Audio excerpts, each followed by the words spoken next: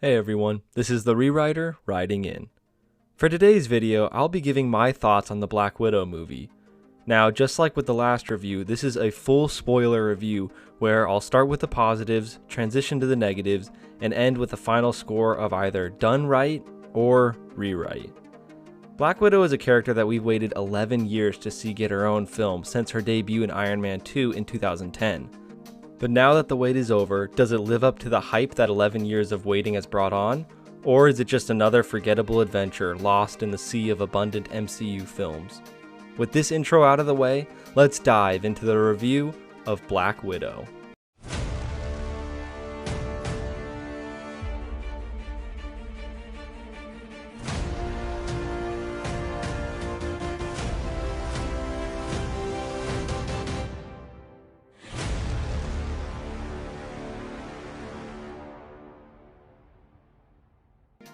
Let's start with the positives.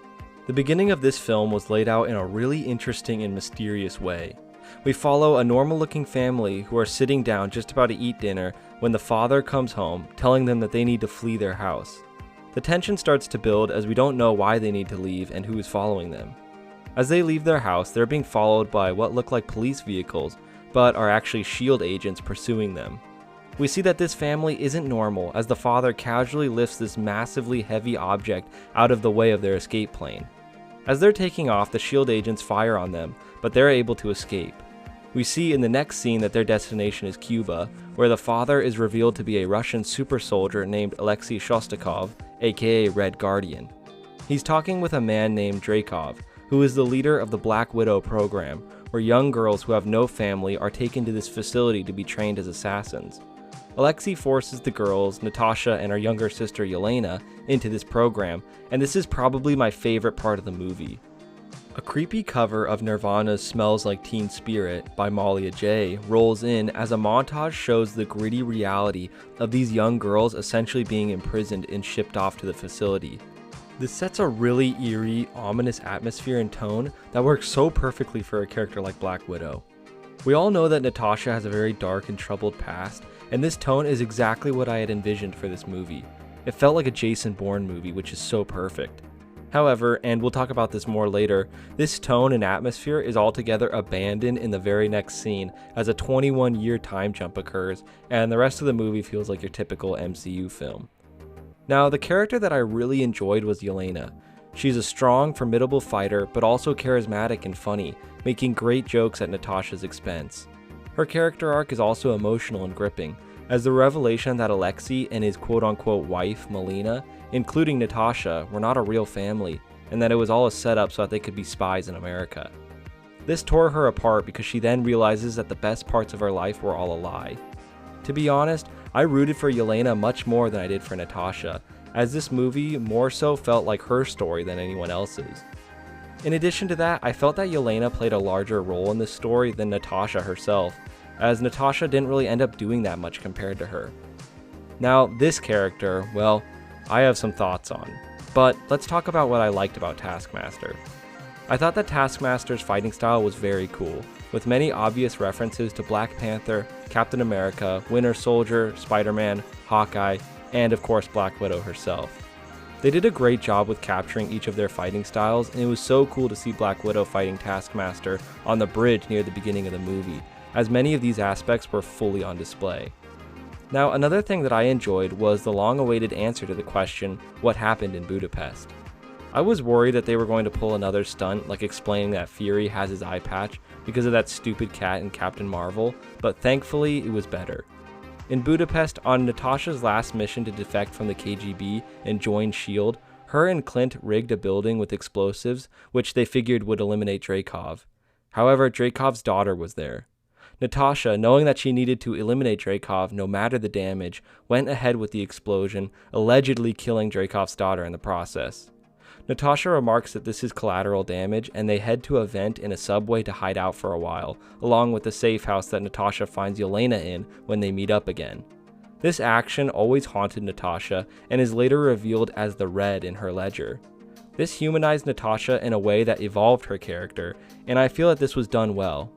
But now, let's move on to the negatives of this film. To start on the criticisms, let's talk about one that's fairly obvious. Like I mentioned in the intro, Black Widow was introduced into the MCU back in 2010, and yet we've had to wait 11 years for her to get her own movie. This is pretty ridiculous to me. Why didn't they just make this movie years ago? They should have started filming this movie around the same time as Iron Man 2 so that they could release her own movie in 2011.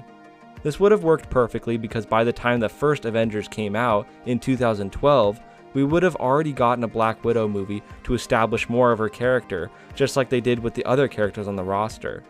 Why they didn't feel the need to do this for her, and Hawkeye to be honest, is beyond me. The next problem I have with this film is the time period that it takes place in. This movie takes place in between Civil War and Infinity War, which is kind of a random time frame to put this particular movie in. To be honest, it makes this movie kind of feel like it's been delayed since 2017, since Civil War came out in 2016 and Infinity War came out in 2018. But maybe that's just me. If I were to put this movie in any time frame, it would be a prequel that leads up to when Black Widow started with S.H.I.E.L.D., ending a few years before Iron Man 2. A prequel would work perfect with Black Widow, as her past is still largely shadowed in mystery. Now, the next problem that I have with this film is that I don't find the plot particularly engaging. The setup is that Natasha is hiding out after the events of Civil War, and Yelena is hunting a rogue Black Widow, who manages to spray Yelena with this chemical gas that magically makes her abandon her assassin ways by breaking the mind control placed on all the widows. She sends the antidote to Natasha, who is then attacked by Taskmaster, who wants the antidote. After she meets up with Yelena in Budapest, they free Red Guardian from prison in hopes to locate Drakov, who of course doesn't know where he is. They then head to Melina's house where she explains what the mind control chemical does, and then they sneak into the Red Room, taking down Drakov and freeing the widows. Now, even though this may seem like a lot, this really ends up feeling like a movie where not much happens. Nothing happens in this movie that is very impactful to the overall character arc of Black Widow, aside from the Budapest inclusion mentioned previously.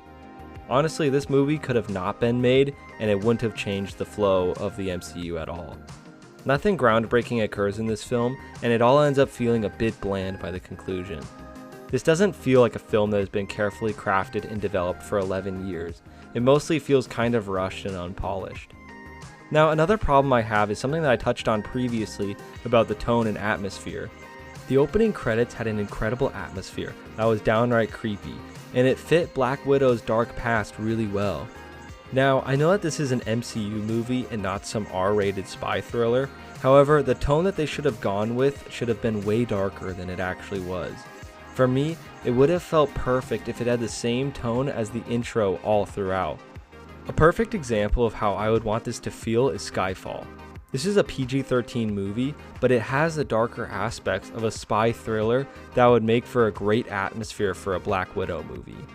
But like I said, this was completely abandoned in the next scene and from there on out. There is way too much over-the-top action and explosions, with the insane action at the prison to the Red Room exploding in all the mid-air fights.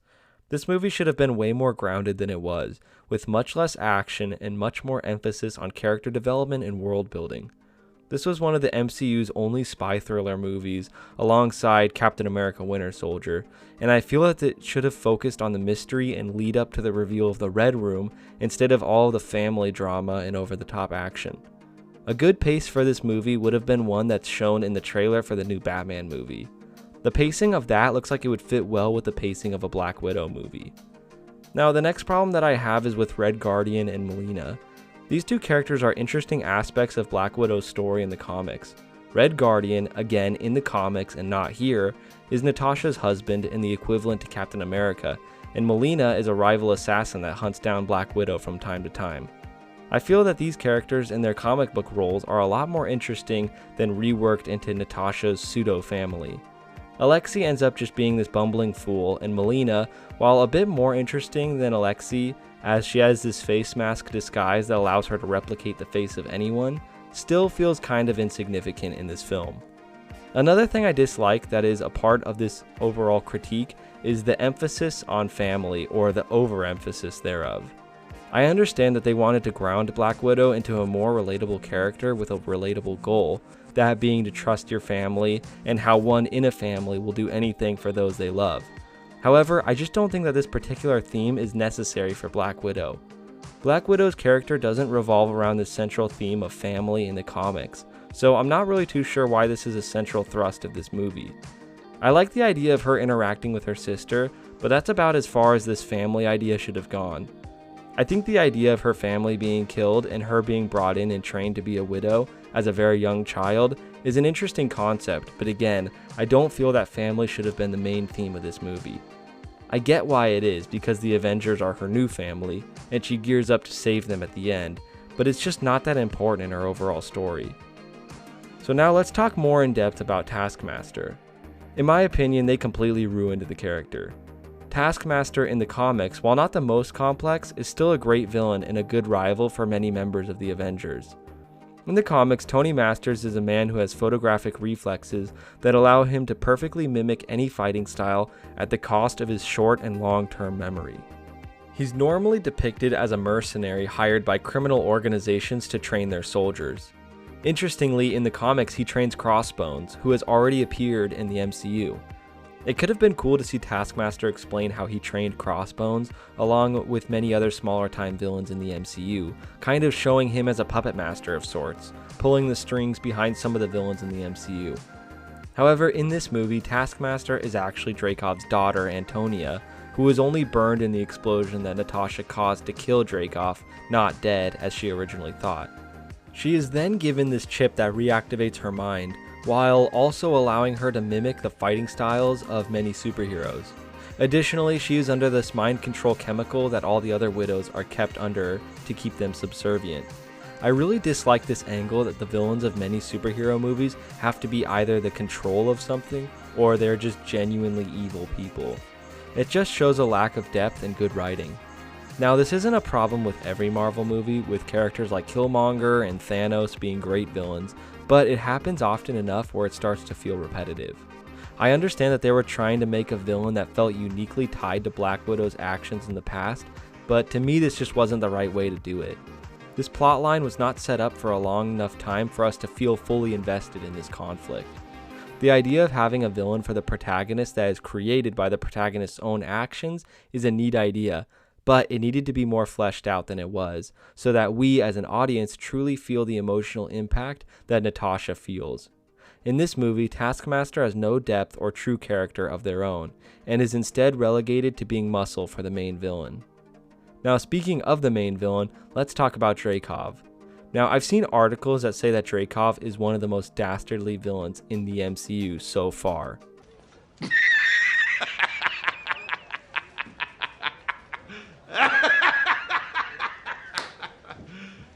You serious? This couldn't be farther from the truth. For being the head of an organization that trains assassins, he's a total wimp that has no fighting skills of his own, and is instead this corporate fatso who runs away from his problems and fully relies on his mind control chemical to keep his assassins under his thumb.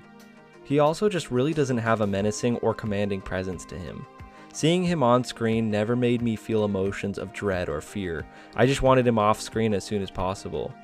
He had no true depth to him, with many questions I have of him still being unanswered. How did he become so powerful? Why did he start the Black Widow program in the first place? How did he create this mind control chemical? How did he not die, or at least get horribly disfigured, in the explosion that disfigured his daughter? So many questions that will never be answered, as they decided to just kill off this villain in their first and only movie. Drakov in this film is truly just a cheesy 70s Bond villain, as he is complete with a plan for world domination and has a floating headquarters called the Red Room. Now, something that's kind of funny is the fact that Natasha has been searching for this Red Room for years, and yet has just been floating in the air, fully seeable by anyone in the area, as well as by satellites in space. They treat this Red Room like it's an incredibly secret and hidden location, and yet it's just chilling out in the air, visible to all. And speaking of the Red Room and the Black Widow program, I really dislike the way that they handled all of this. The fact that this chemical gas that acted as a counter to the mind control acts so quickly and makes these women who have been assassins their whole lives just instantly turn back on everything is such a cop-out. They had this interesting idea of this network of Black Widow assassins that operated throughout the world, and yet after they spray this gas on them, the whole organization comes crumbling down. I really don't like the whole mind control aspect either. You don't need to have this overly complicated mind control chemical for young girls who have no homes or family. They already have enough hate in their hearts to turn them into lethal killing machines, and they have nothing else to live for. They could have brainwashed them using propaganda and lies that show them that they are nothing but widows, and that their only use was to exact the will of the criminal organizations that would hire them. And I also think that this is a complete cop-out to have the whole organization fall apart because one guy, Drakov, is dead. The Black Widow program has been active for decades. They should have had hundreds of fail-safes for an occasion like this, and more influential people to step up to continue to run the organization. I just don't understand why they wanted this great idea of the Widows to go to waste, just being only in one film. In all, Black Widow was a very underwhelming movie, and frankly, the character deserved better. Having us wait 11 years just to hobble out this mess is pretty disappointing, especially since Black Widow in the MCU is dead, and we won't have the opportunity to see a better movie with her as the main character. The story was oddly placed in the timeline, the villains were boring, and most of the side characters really didn't do much, except for Yelena. And speaking of Yelena for a moment, I dislike the way that they're moving the character forward. In order to honor Natasha's legacy, Yelena should have become the new Black Widow, instead of being a villain for Hawkeye's Disney Plus show. This evolution of the character feels like a step back instead of the proper step forward. I'm sure she'll probably end up being a hero during the Hawkeye show, but to leave the character like this at the end of this redemption story for her was a poor choice to me. The story was not very impactful and in total didn't do much to evolve Black Widow as a character or flesh out her role throughout the MCU. So, finally, to no one's shock, I'm scoring this movie as rewrite. So, that's my review of Black Widow. Thank you all so much for watching. I hope you enjoyed this review. If you've seen it, what did you think of the movie? If you haven't seen it, are you still going to watch it? Let me know all of this in the comments below. And stay tuned on this channel for the rewritten story of Black Widow. There are a lot of movies coming out this year that I'm planning on seeing and reviewing, so if you enjoy these reviews, there will be a lot more coming in the future. Leave a like on the video if you enjoyed, and subscribe to the channel for more content just like this. Thanks again, everyone, and this is the Rewriter, writing out.